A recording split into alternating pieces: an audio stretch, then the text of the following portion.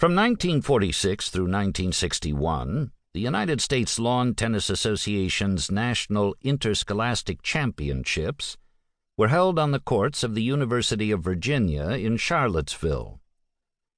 One June day in 1949, a doctor from Lynchburg happened to be driving through Charlottesville, and when he saw all the tennis going on, he stopped to watch.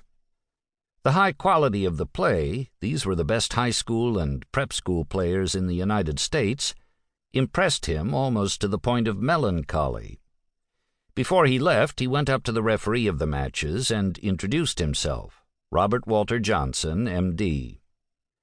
He told the referee that he had a tennis court at home and was trying to develop some young players, and that if he could bring them over to Charlottesville sometime, there would be no need to feed them or to provide rooms for them, because he would take them home after the matches each day, the distance being only 60 miles.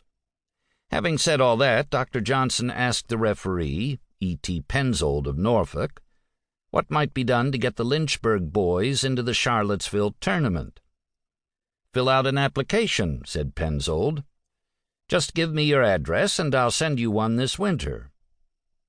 Dr. Johnson had built his court in the mid-1930s, when tennis had come to assume a priority in his mind second only to medicine. For him, this was the ultimate game in a lifetime accented with sports. He had grown up in Plymouth, North Carolina, and as a kind of roving athlete, had gone to several universities, including Shaw, Virginia Union, and Lincoln. As a halfback at Lincoln and captain of the football team, he wore no helmet, no shoulder pads. He avoided serious injury by, in his words, doing most of my tackling by arm.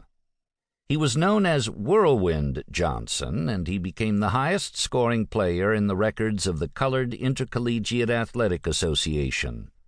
In one game in which Lincoln was the supposed underdog, he scored 48 points. He took his training at Meharry Medical College. When he began his practice in Lynchburg, he was 35. "I knew from medicine that I had built up big heart muscles and that they had to have exercise to avoid fatty infiltration. This is why athletes drop dead. I didn't want to die that way. I tried a little basketball. That didn't pan out. Then I went all out for tennis. I was self-taught. I learned by watching white players. Tennis was the hardest game to master that I had ever contacted. I was an All-American football player a couple of years, a star baseball player, but tennis I just couldn't master. I played almost every afternoon at the colored YMCA.